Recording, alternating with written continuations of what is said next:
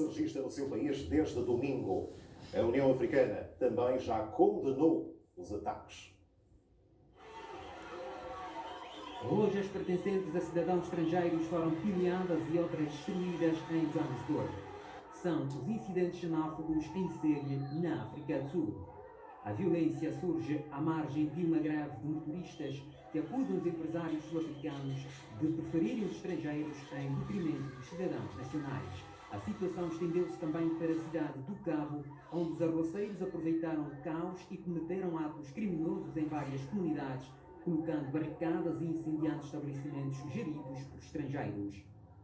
Primeira potência industrial do continente berço, a África do Sul acolhe vários migrantes da África Austral e não só. Falando à imprensa, o presidente sul-africano considera a violência xenófoba inaceitável. Cyril Ramaphosa enfatizou a importância de restaurar a paz e a segurança o mais rápido possível. Eu condeno a violência que se vem espalhando em várias províncias do país, incluindo na capital económica Johannesburg e na política Pretória. Os ataques a comerciantes estrangeiros são totalmente inaceitáveis. Algo que não pode acontecer na África do Sul. Quero que isso pare imediatamente. Relatórios indicam que saques e confrontos com as forças de segurança continuaram nesta terça-feira. Os governos da Nigéria, Etiópia, Zâmbia, Zimbábue e da Somália já reagiram aos incidentes na África do Sul. O presidente da Comissão da União Africana, Moussa Faki Mahamat, também condenou a violência e afirmou que apoiava as medidas sul-africanas para restabelecer a lei e a ordem. Épisode de violence xénophobe qui a fait 62 morts. En 2015, au moins 7 personnes sont mortes dans des troubles similaires à Johannesburg et dans la ville de Durban.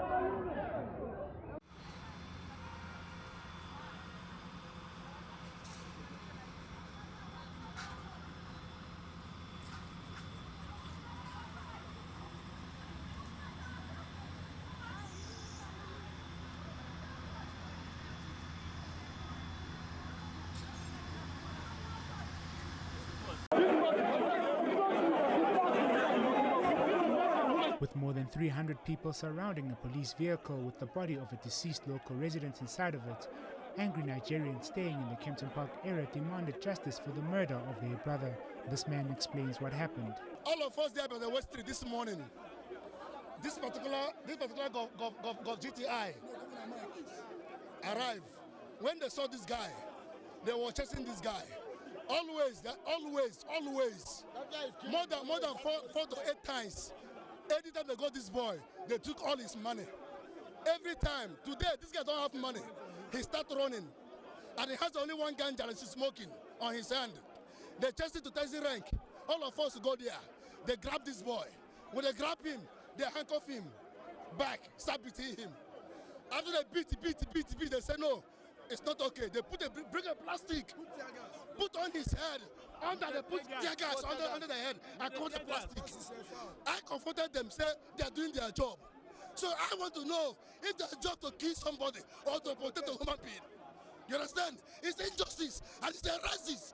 It doesn't work like that. All are human beings. South East Nigeria, nobody touched them. Nobody. You never hear. Anybody can fly, South Africa. But why are they harming us? We are human beings, not a chicken. It happened now. They found him there in West Street.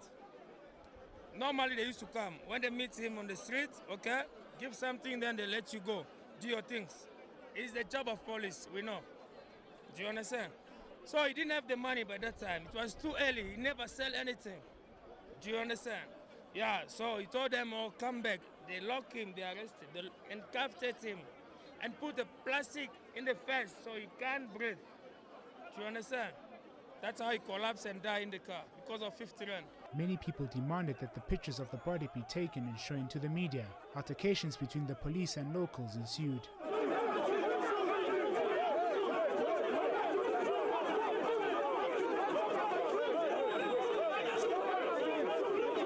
Matthew Okafu from the Nigerian continent pleaded with the locals to allow police to do their job. He then told Eyewitness News what he'd heard about the alleged murder. Well, early in the morning we heard about a Nigerian that was accidentally killed. It was an excessive case of police brutality, obviously. But now we're not going to jump to any conclusions because we want the police to do their job. We've been here meeting with the police command structure. It is alleged that the young Nigerian had drugs on him that he ingested. We have demanded to know the truth via a post-mortem that will tell us what happened, because a post-mortem will give us details of everything. When the police vehicle was eventually allowed to leave the scene, police clashed with local residents who threw bottles and bricks. This led to police retaliating with stun grenades and rubber bullets.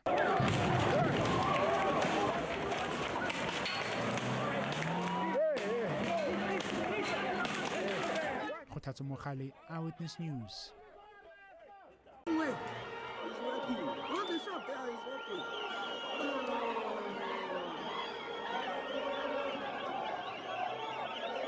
he was, I think so. Yeah, now you're scared. Now he's scared.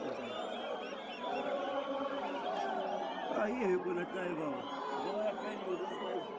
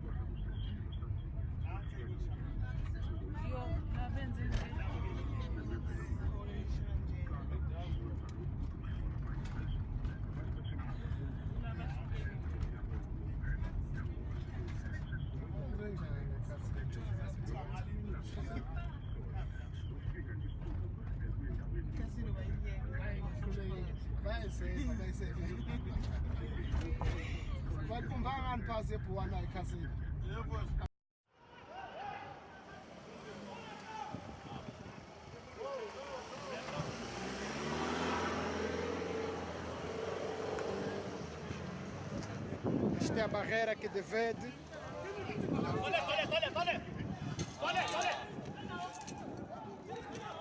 Trouxeram mais katanas, os facas, foram comprar mais armamento, os estrangeiros. Esses são os nigerianos.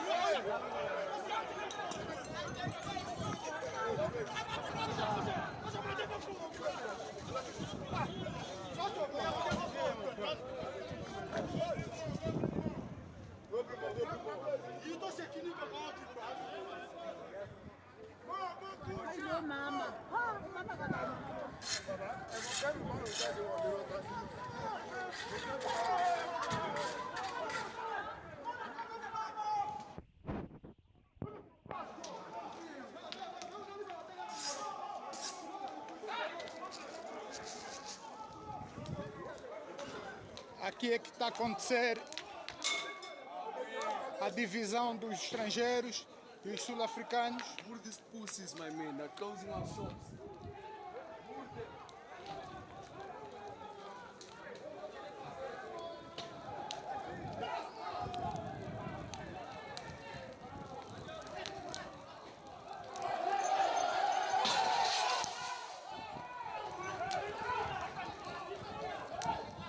Isto está a acontecer live.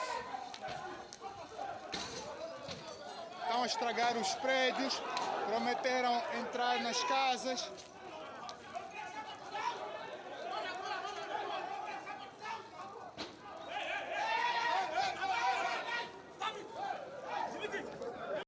Coming to Sunnyside.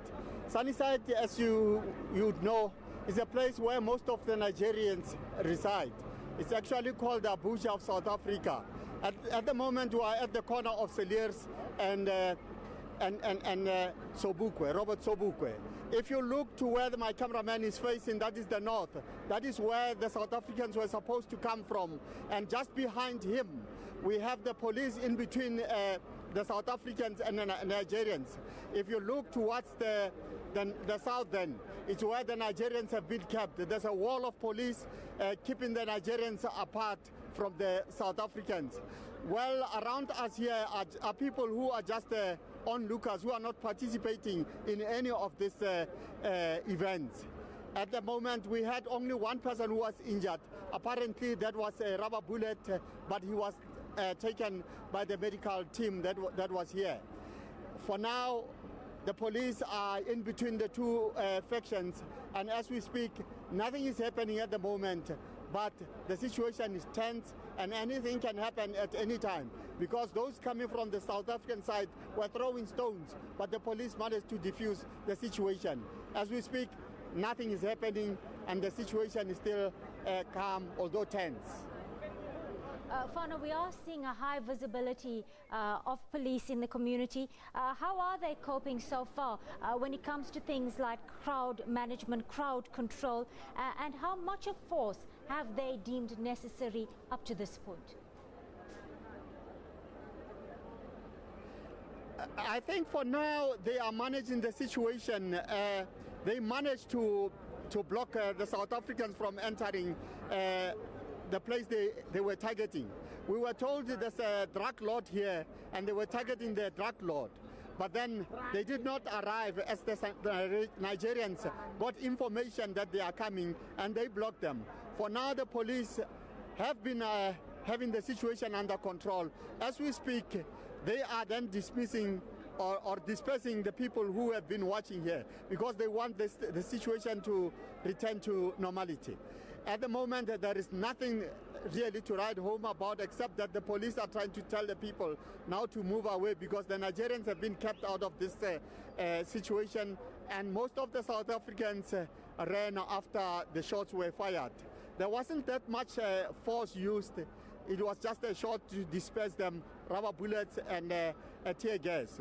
As we look, my cameraman is trying to give you the police who are now